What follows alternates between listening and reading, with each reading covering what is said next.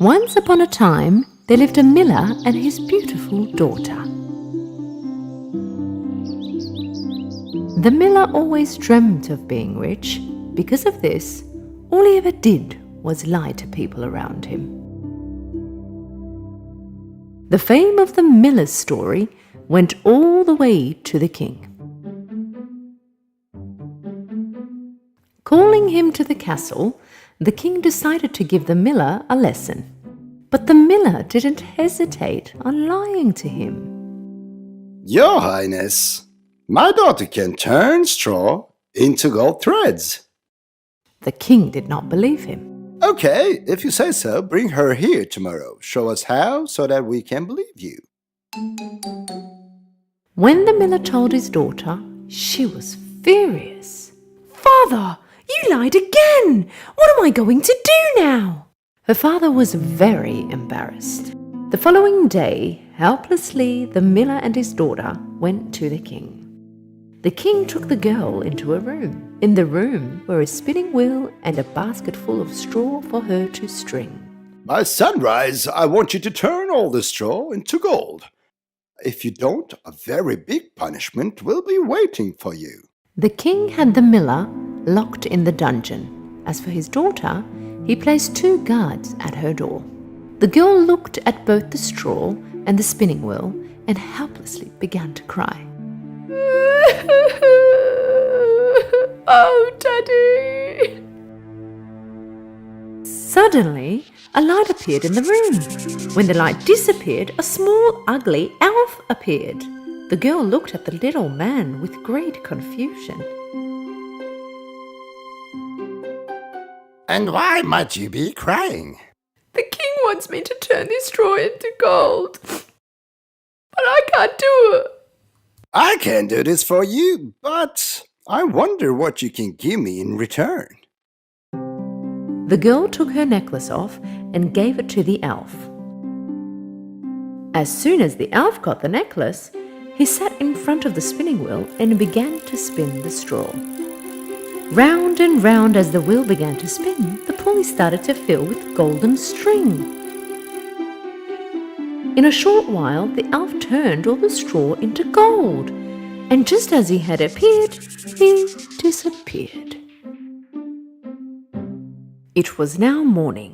The king entered the room, and once he saw the pulleys, he was amazed. I thought your father was a liar. He has amazed me. The girl thought about escaping and was very happy, but the king just brought in more straw. If you want to be free, you must turn all the straw into gold by morning. The girl began to cry once again, and the ugly elf appeared. I can turn these into gold as well, but what will you give me in return? The girl reached her precious ring and gave it to the little man. "I can give you this very precious ring, which was given to me by my mother." The elf got the ring and began to spin the straw. Round and round as the wheel turned, the pulley filled with golden string. By the morning, it all finished. The baskets were full of gold. When the king entered the room, he was very happy. This time, he filled the whole room with straw.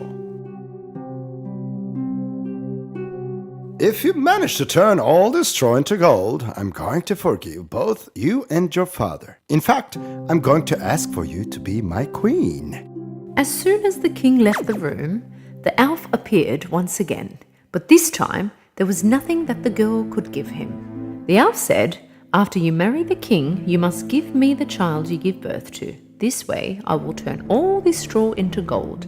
Helplessly, the girl accepted his offer. This time round, the elf began to work much faster.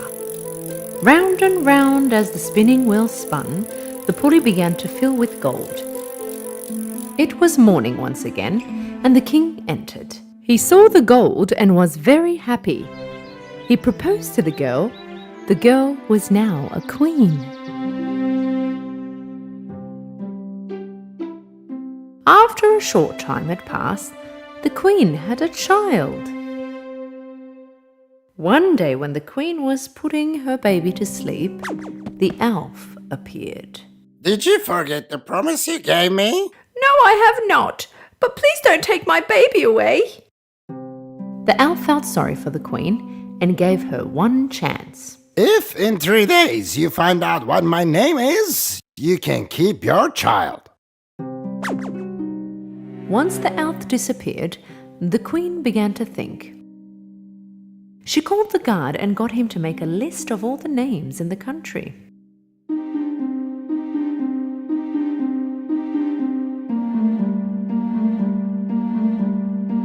The guard made a list of all the names on a piece of paper and by morning brought it to the queen. In the morning, the elf reappeared and asked the queen what his name was. And so the queen began to read all the names on the piece of paper. Is it David? No. Robert? No. Tom? Nah. Peter? No. After the queen finished reading out all the names, the elf said, None of them. I'm leaving now, but I will be back tomorrow. And he disappeared. The queen called the guard and this time asked the guard to make a list of all the names in the neighbouring kingdoms.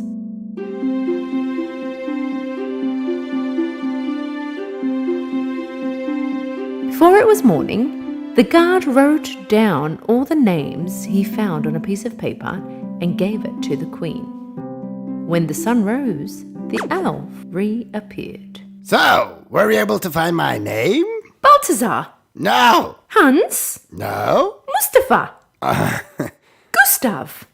No matter how many names she counted, she just couldn't find it.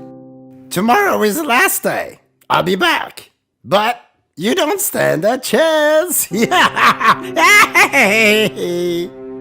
elf disappeared once again.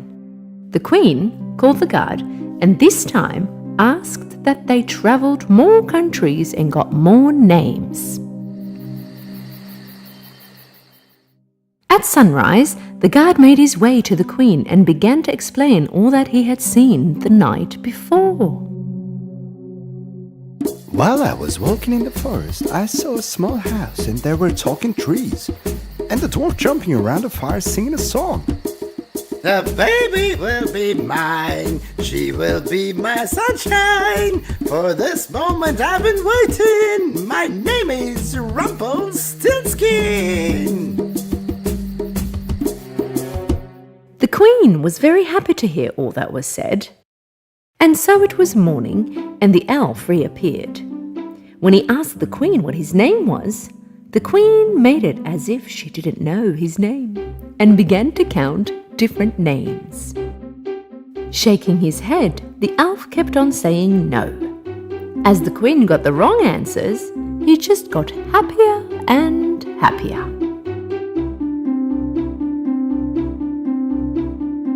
In the end, the queen said his name.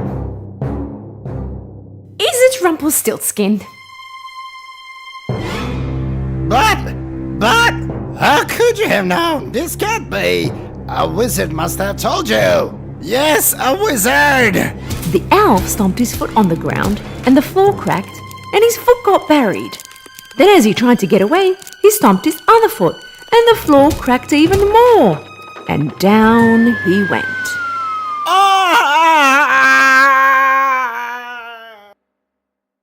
Finally, the queen got rid of the greedy elf and later went over to the king and honestly explained all that had happened. The king saw that the queen regretted what had happened and so he forgave her. As for her father, the king thought the right thing to do was to punish him. And so he sent him far away out of the kingdom. And so the king, queen, and their child lived a wealthy and healthy life.